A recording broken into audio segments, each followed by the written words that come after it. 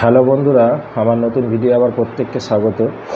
গতকাল থেকে অনেকেই জানতে চাইছেন যে এসএসসি যে হিয়ারিং হয়েছে সুপ্রিম কোর্টে, সেই রিলেটেড তথ্য দিতে কি হলো বা এর পরবর্তী সময়ে কি হতে পারে, সেই রিলেটেড আজকে আপনাদের ভিডিও বানাবো। যে হাইকোর্ট থেকে সুপ্রিম কোর্টে রাজ্য সরকার বা এসএসসি বোর্ড যে গিয়েছে, সেখানে যে শুনানি হলো, শুনানির সারবর্তা কী প্রথম বলবো এখানে। কারণ হাইকোর্টে যে ক্যান্সেল হয়েছে এবং সুপ্রিম কোর্টে সেটা স্থগিত করেনি, সেটার উপরে।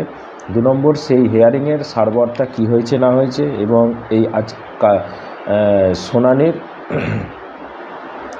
সারবর্তা বা তাৎপর্য কি আছে, এবং যোগ্য যারা আছে তাদের কি হতে পারে বা তারা কোন দিকে আগাচ্ছে, সেই রিলেটেড ভিডিও আজকে আমি আপনাদের বানাবো। যদি আগ্রহ থাকে আপনারা দেখতে পারেন। চলুন ভিডিওটা শুরু করা যাক। প্রথম কথা হচ্ছে, আপনারা জানেন হাইকোর্টে যে ডিভিশন বেঞ্চ, যদিও সেই বেঞ্চটা তৈরি করে দিয়েছিল সুপ্রিম কোর্ট, তো সেই সুপ্রিম কোর্টে তৈরি করে দেওয়া বেঞ্চেরই বা সুপ্রিম কোর্ট থেকে ব্যাকে আসা যে কেসটা এসএসসির ওএমআর এবং দুর্নীতি সংক্রান্ত এবং অসংখ্য বিষয় আছে, সেগুলো একটু ছোট করে প্রথমে আপনাদের বলে দিই যে হাইকোর্ট কেন ক্যান্সেল করলো এবং সুপ্রিম কোর্টই বা আজকে কেন স্থগিত দিল না। তার প্রথম কারণ হচ্ছে ব্ল্যাঙ্ক ওএমআর, যেটার কোনো লোকের দেখলেই 0 পেয়েছে, 5 পেয়েছে বা ফাঁকা খাতা জমা দিয়েছে, সে কিন্তু 1 নম্বর র্যাঙ্ক 2 নম্বর র্যাঙ্কে চাকরি করছে। 2 নম্বর হচ্ছে কম পূরণ করেছে, ওই বললাম 5-6টা পূরণ করেছে। 3 নম্বর র্যাঙ্ক জাম্প করেছে। 4 নম্বর হচ্ছে মেল ফিমেল রেশিও মেনশন করা হয়নি। 5 নম্বর হচ্ছে রিজার্ভেশন রুলস মানা হয়নি। 6 নম্বর হচ্ছে সুপার নিউমেরিক পোস্ট তৈরি করা হয়েছে অবৈধভাবে, এবং তার থেকেও বড় কথা ভ্যাকেন্সি থেকেও অতিরিক্ত নিয়োগ করা হয়েছে, যেটা হচ্ছে এই হাইকোর্ট ক্যান্সেল করার মূল কারণ। এবং এর এগেনস্টই সুপ্রিম কোর্টে গিয়েছিল যাতে এই অর্ডারের উপরে সুপ্রিম কোর্ট স্থগিত দেয়, কিন্তু সেই স্থগিত সুপ্রিম কোর্ট দেয়নি। সুপ্রিম কোর্টে যেটা ঘটেছে গতকালকে, সেটা হচ্ছে হাইকোর্ট যা অর্ডার দিয়েছে তার সামগ্রিক অর্ডারের কোনো স্থগিতাদেশ দেয়নি, সামগ্রিক পুরো অর্ডারের ওপরে যেটা স্থগিত একটা দিয়েছে সেটা হচ্ছে তদন্ত যে চলছে। এটা আপনাদের আমি আগের ভিডিওতেও জানিয়েছিলাম যে এই যে 5,000, আজকে আবার এসএসসি বলেছে 8,000, তো এই সংখ্যাটা যদি কন্টিনিউ চলতে থাকে তদন্ত শেষ হওয়া পর্যন্ত, এটা কোথায় ঠেকবে বলা খুব মুশকিল। এটা 15 কেউ হয়ে যেতে পারে, 20 কেউ হয়ে যেতে পারে, 15,000ও হয়ে যেতে পারে, 20,000ও। কারণ দেখুন, 5 থেকে হাইকোর্টে এতদিন ছিল 5,000-এ, আজকে এসএসসি বোর্ড 8,000-এ পৌঁছে গেল 1 সপ্তাহের মধ্যে। তাহলে এটা যত দিন বাড়বে তাহলে এটা সংখ্যাটা বাড়তে থাকবে। তার বুঝতে পারছেন দুর্নীতিটা কোন পর্যায়ে হয়েছে। তো যাই হোক, সেই বিষয়টা একটা ভাইটাল বিষয়। তো সেই হিসেবে একটা ক্যাবিনেট মন্ত্রিসভা যে অর্ডার দিয়েছিল বা একটা অনুমোদন দিয়েছিল, সেটাও একটা অবৈধ, হাইকোর্টে প্রমাণিত। তো তাদের বিরুদ্ধে হাইকোর্ট যেটা অর্ডার দিয়েছিল, তদন্ত তো করবেই, প্রয়োজনে তাদের হেফাজতে নিতে পারে, এই অর্ডারটার উপরে স্থগিত দিয়েছে সাময়িক, যেটা আগামী 1 সপ্তাহের জন্য। আগামী সোমবারে এটার আবার পরবর্তী হিয়ারিং আছে, সেই দিনে এর পরবর্তী শুনানি হবে এবং সেদিনই এর হয়তো স্থগিত হবে কি হবে না, বা বাকি যে ম্যাটারগুলো আছে, যারা অযোগ্য তাদের তো মাইনে ফেরত দিতে হবে, চাকরি যাবে, এবং যোগ্যদেরও পুরো প্যানেল যে বাতিল হয়েছে সেটা কি বাতিলই থাকবে নাকি কি হবে, সেটা পরবর্তী দিন হয়তো ঠিক হতে পারে। এখানে আর একটা বিষয় বলে রাখি, আজকে যে হিয়ারিংয়ে এসএসসি বোর্ড বলেছেন, যেটা হাইকোর্ট বারবার চাইছিল এতদিন ধরে, যেটা দিলে হয়তো যে 5,000, 10,000 কি 15,000 যে যোগ্য ক্যান্ডিডেট আছে তারা হয়তো সেফ থাকতো বা বেঁচে যেত, যে আপনি যোগ্য ক্যান্ডিডেটদের লিস্টটা দিয়ে দেন। কারণ হচ্ছে অযোগ্যদের লিস্ট তো সিবিআই ধরেছে, আপনি তো আজকে 5 বছর ধরে তাদের অযোগ্যদের মাইনে দিচ্ছেন, তার আপনার যোগ্যতা নেই অযোগ্যদের ধরার। তাহলে কমসে কম যোগ্যদের লিস্টটা দেন, কারণ যোগ্যদের লিস্টটাও এরা দিচ্ছে না বা দিতে পারছে না বা দিতে চাইছে না, যে কোনো কারণেই। তো সেইটা সুপ্রিম কোর্টে এসএসসি বোর্ডের যে উকিল আছে তিনি বলেছিলেন যে আমরা যোগ্যদের লিস্ট দেবো। তখন সুপ্রিম কোর্টের উকিলবাবু যেটা বলেন যে আপনি যোগ্যদের লিস্ট কিভাবে দেবেন, আপনার কাছে তো বলছেন ওএমআরই নেই, তাহলে আপনি এটা কিভাবে দেবেন, তখন আর কোনো কথা বলতে পারে না। এই হচ্ছে আজকে সুপ্রিম কোর্টে হিয়ারিংয়ের মূল সারবর্তা, এবং বারবার রিকোয়েস্ট করে যেটা স্থগিত আদায় করেছে, যেহেতু ক্যাবিনেট মন্ত্রী, তারা ভোট চলছে, তারা বিভিন্ন প্রচারে আছে, যাতে কোনোভাবে প্রয়োজনে তাদেরকে গ্রেপ্তার করতে না পারে বা তাদের হেফাজতে নিতে না পারে সিবিআই, সেটার উপর স্থগিত দেওয়া হয়েছে। ওকে, এটুকুই ছিল আজকের হিয়ারিংয়ের মূল বিষয়বস্তু। এবার আমি যেটা বলবো, আজকের শুনানির তাৎপর্য, আজকের শুনানি যে হলো সেই শুনানির ক্ষেত্রে কি কি ঘটনা ঘটেছে এবং কেন ঘটেছে, কিভাবে হয়েছে, সেগুলো একটু সংক্ষেপে আপনাদের বলবো। প্রথম বলি, এসএসসির নিজেই সম্পূর্ণ দায়ী এই পুরো প্যানেল বাতিল হবার জন্য, এটুকু আপনারা ক্লিয়ার। কেন? আমি আগেই বললাম আপনাদের যে এসএসসি এতদিন বলছিল, সাংবাদিক সম্মেলন করে বলল 5K অযোগ্য, আবার আজকে সুপ্রিম কোর্টে গিয়ে অমনি 8K 8,000 অমনি হয়ে গেল। তাহলে এটা কিভাবে হলো? তাহলে এর সম্পূর্ণ দায় কিন্তু এসএসসিকে নিতে হবে। কারণ এসএসসি যদি চায় এই যোগ্যদের কিন্তু বাঁচাতে পারে, কিন্তু বাঁচাবে না বা বাঁচাবার কোনো মানসিকতা দেখা গেল না। তার কারণ কিন্তু সুপ্রিম কোর্টে আগের দিনে যোগ্যদের লিস্ট বা যোগ্যদের সেভ করার কোনো কথা এসএসসি বা রাজ্য সরকারের পক্ষ থেকে তাদেরকে জানানোর কোনো স্কোপ দেখা গেল না। অতএব সেটা একটা খারাপ দিক, এবং যোগ্য যে ক্যান্ডিডেট যারা আছে 2,000, 5,000, 10,000 যেটাই থাকুক, তাদের জন্য কিন্তু একটা খুবই খারাপ ইঙ্গিত। 2 নম্বর হচ্ছে কোর্ট বলছে যোগ্যদের লিস্ট দিন, কিন্তু এসএসসি দিচ্ছে না। মানে এটা কোর্ট তো হাইকোর্টও অনেকবারের আগে বলেছে যে আপনি যোগ্যদের একটা লিস্ট দিয়ে দেন। কিভাবে যোগ্যদের লিস্ট দেবেন? আপনার কত ভ্যাকেন্সি আছে সেখানে মেল ফিমেল রেশিও অনুসারে এবং কাস্ট SC ST OBC অনুসারে আপনি কত প্যানেল বেরিয়েছে, তার কে যোগ্য আছে তাদের লিস্ট আকারে আমাদের দিয়ে দেন।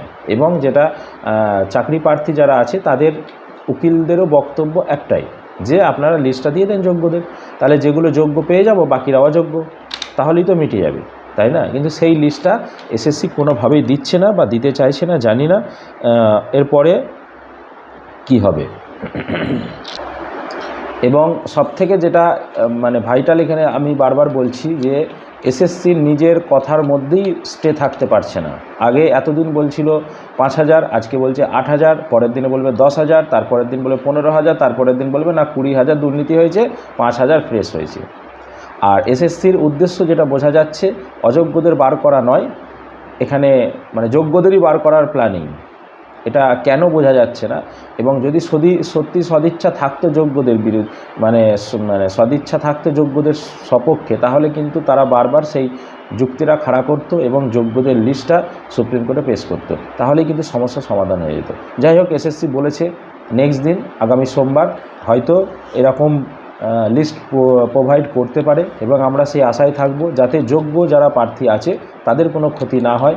তারা সেটা 5,000ই হোক, 10,000ই হোক, যে সংখ্যাটাই হোক, সেই সংখ্যার ক্যান্ডিডেট যারা সত্যিই চাকরি দিয়ে এবং যাদের সঙ্গে গুলিয়ে দিয়ে, মানে যেটা মূল উদ্দেশ্য এসএসসি করতে চাইছে বা চেয়েছে বা করেছে, মানে যোগ্য এবং অযোগ্যকে পুরো রেশিও মেনশন করে পাইল করেছে। তার ফলে কী হবে? আপনি খুঁজে বার করুন, চালের সঙ্গে কাঁকড় মিশিয়ে দিল, খোঁজ এবার তুই বসে বসে, ব্যাপারটা এরকম আর কি। আর যে অযোগ্য প্রার্থীগুলোর কথা বারবার এসএসসি বলছে, সেটা এসএসসি বার করেনি, সেটা বার করেছে সিবিআই। সিবিআইকে কোনো তথ্য দেয়নি, সিবিআই এখানে ওখান থেকে তদন্ত করে ধরেছে, সেটাকে বলছে এখন আমি 5,000। তো 5,000কে আপনি এতদিন মাইনে দিচ্ছিলেন কেন? আপনি তো নিয়োগ করেছেন তাদেরকে, আপনিই তো তাদের অ্যাপয়েন্টমেন্ট দিয়েছেন, আপনিই তো জনসাধারণের ট্যাক্স থেকে তাদের মাইনে দিচ্ছেন, তাহলে তাদেরকে কেন মাইনে দিচ্ছিলেন অযোগ্যদের? অথচ যোগ্যরা রাস্তায় বসে আছে আজকে 5 বছর ধরে। তাহলে সেটা কার দোষ, কার ফল্ট? এটা তো এসএসসি বোর্ডেরই দায় নেওয়ার দরকার। এখন সেটা দায় না নিয়ে কি বলতে চাইছে, যেটা অযোগ্য তো সিবিআই ধরেছে, তাহলে তুমি যোগ্যটা দিয়ে দাও, তাহলেই তো সমস্যা মিটে গেল। যদি তুমি বলো যে হ্যাঁ 20,000 যোগ্য, তো 20,000 লিস্টটা পাঠিয়ে দাও, এইভাবে প্যানেল হয়েছে, এই এতগুলো যোগ্য, সেটাও দিচ্ছে না, খালি ঘুরিয়ে ফিরিয়ে সেই একই কথা বলছে, যেটা সিবিআই ধরেছে সেটাকেই বলছে। সিবিআই যদি না ধরতো তাহলে তো তুমি বলছো সবাই যোগ্য, এতদিন যেটা বলে আসছিলে, এখন সিবিআই ধরেছে বলে বলছে না 5,000 আমার অযোগ্য। এটা খুবই মর্মান্তিক এবং খারাপ একটা রাজ্যের জন্য। একটা 11, 12, 9, 10-এ পড়াবে একটা অযোগ্য প্রার্থী, যে নিজের নাম সই করতে পারে না, যে একটা ওএমআর ফিল আপ করতে পারে না, তাকে শিক্ষকতা করে দিয়েছে। মানে পুরো মেরুদণ্ড ভেঙে দেবে, একটা রাজ্যের পুরো মেরুদণ্ড ভেঙে দেবে। মানে এটা মানে একটা মানে কল্পনাতীত, এটা কেউ ভাবতে পারে না। দুর্নীতি হয়, গ্রুপ সি দিতে হয়, এটা ওটা করে অনেক জায়গায় ধরা পড়েছে, কিন্তু এটা মানে একটা বড় একটা, যেখানে 9, 10, 11, 12-এ সেখানে নলেজেবল জ্ঞান থাকা দরকার। তাহলে কি অবস্থা, এবং এদের মানসিকতা, মন মানসিকতা চিন্তা করুন, মানে কোন মন মানসিকতার এরা মানুষ। এখন এতগুলো ধরা পড়েছে, এটা আবার বলছি প্রত্যেককে, যারা আমার ভিউয়ার আছেন ভালো করে বুঝবেন, 5,000 কিন্তু 5,000-এর জন্য অনেকেই এটা ভুল ধারণা বা রং কনসেপ্ট ক্লিয়ার করছে যে 5,000-এর জন্য 25,000 কেন হবে। 5,000 নয়, 5,000 আপাতত ধরা পড়েছে, আমি আগের ভিডিও জানিয়েছিলাম। এই তদন্ত শেষ হলেই 5,000টা 15,000-ও হতে পারে, এটা ভালো করে বুঝবেন। তো সেই তদন্ত যদি এখন 10 বছর ধরে চলে, তাহলে কি 10 বছর অপেক্ষা করবে হাইকোর্ট? সেই কারণেই তার তদন্তের আপাতত যে পরিমাণ ধরা পড়েছে, যেটা গতি ধরা পড়েছে, তাতে দেখেই সেটা হাইকোর্ট বুঝতে পেরেছে যে এটার কিন্তু দুর্নীতিটা এতটাই হয়েছে যে একে ক্যান্সেল করা ছাড়া কোনো উপায় নেই, এবং এটাকে যদি রিপ্যানেল করা হয়, যোগ্য অযোগ্যদের যদি বাঁচতে পারা যায় তাহলে ভালো, আর না হলে পুরোটাই ক্যান্সেল হবে। এবং অযোগ্য যাদের ধরে পেরেছে সিবিআই 5,000 10,000, সেটা তো বাদই দেন, সেটা আমি বাদই দিলাম। যাই হোক, এখন দেখা যাক কি হয় না হয়। নেক্সট আমি পয়েন্ট যেটা আপনাদের সঙ্গে আলোচনা করব, যেটা হচ্ছে যোগ্যদের কি হবে। এটা একটা ভাইটাল পয়েন্ট, ভাইটাল প্রশ্ন, যে যোগ্য যারা আছে, স্বাভাবিক বিষয়, সেটা 5,000 হতে পারে, 10,000 হতে পারে। এখন অ্যাকচুয়াল যোগ্য অযোগ্য পাইল হয়ে যারা রাস্তায় নামছে তাদের অনেকেই অযোগ্য আছে তার মধ্যে যুক্ত, এটা মনে রাখবেন সব সময়। তো সবাই যে যোগ্য এটা কখনোই নয়, কারণ অযোগ্য তো বলবে না যে আমি অযোগ্য। যখন সিবিআইয়ের র্যাডারে তারা এখনও এসে পৌঁছায়নি, তারা কিন্তু বলবে আমরাও যোগ্য। কিন্তু এটা কেসটা এমন একটা পর্যায়ে চলে গেছে, যারা অযোগ্য এবং টাকা দিয়ে বা অন্যভাবে দুর্নীতি করে নিয়োগ পেয়েছেন, তারা কিন্তু সাবধান হয়ে যান, তারা নিজের চাকরি বাঁচাতে পারবেন না, 100% শিওর থাকুন। তার কারণ হচ্ছে তদন্ত ক্রমশ আগাচ্ছে, এবং আরও যখন কান ধরলে মাথা আসে বলে, কানটা ধরলেই তখন দেখবেন আস্তে আস্তে সুরসুর করে সবার নাম লিস্টে আসবে। তো অতএব তাদের জন্য আমি সমবেদনা জানাচ্ছি। আপনারা যে কাজটা করেছেন খুবই খারাপ করেছেন, এবং এটা কখনোই উচিত নয়। যোগ্য প্রার্থী, সেটা গরিব হোক বড়লোক হোক, এখানে কোনো ফ্যাক্টর নয়। তাহলে তার বাবার টাকা নেই বলে সে তাহলে কি রাস্তায় বসে থাকবে, সে চাকরি পাবে না? এটা তো কখনো মেনে নেওয়া যায় না।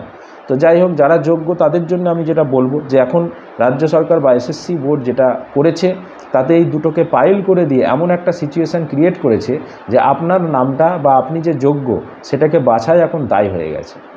তো এখন সেটা এসএসসি বোর্ড বা সুপ্রিম কোর্ট কীভাবে করে সেটা দেখা যাক। যদি সঠিকভাবে বা যোগ্যদের বেছে আলাদা করে বা তাদের লিস্টটা আলাদা বানিয়ে রাখে বা তাদের জন্যে কোনো আলাদাভাবে অর্ডার দেয়, তাহলে খুবই ভালো, এবং আমিও সেটা চাইবো সেটা হোক অ্যাকচুয়াল যারা রিয়েল যোগ্য।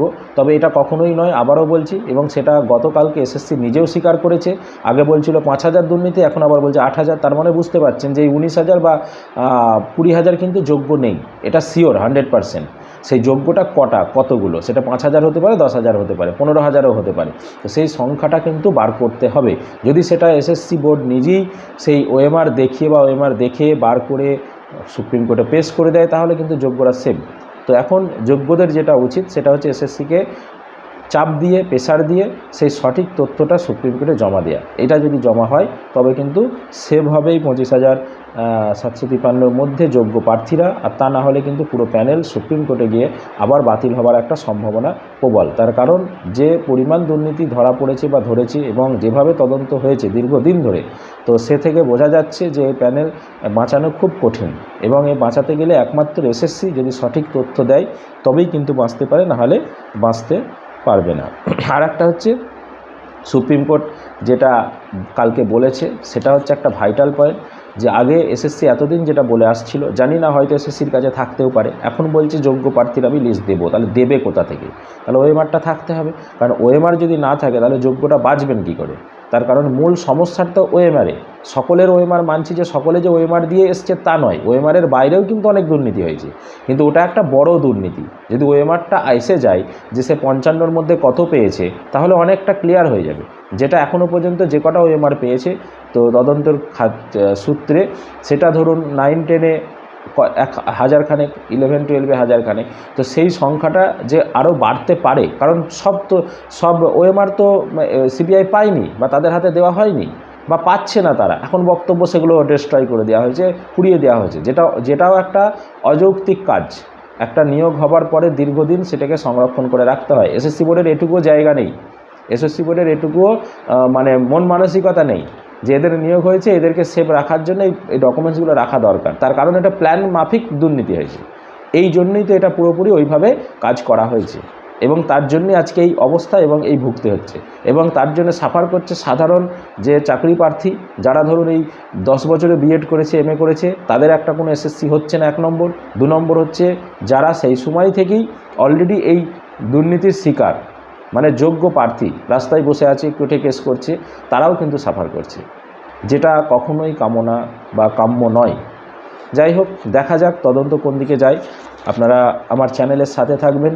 আমি এই ধরনের বিভিন্ন যে অর্ডার বা কেসের বিভিন্ন পুঙ্খানুপুঙ্খ ব্যাখ্যা আপনাদের করি, এবং আপনাদের যদি কোনো কমেন্ট থাকে আপনারা কমেন্ট বক্সে কমেন্ট করবেন, যদি ভালো লেগে থাকে একটা লাইক করবেন, আর যারা নতুন আছেন আমার চ্যানেলটা অবশ্যই সাবস্ক্রাইব করে রাখবেন আর বন্ধুদের মধ্যে একটু শেয়ার করবেন আর অল নোটিফিকেশানটা ক্লিক করে রাখবেন। ধন্যবাদ।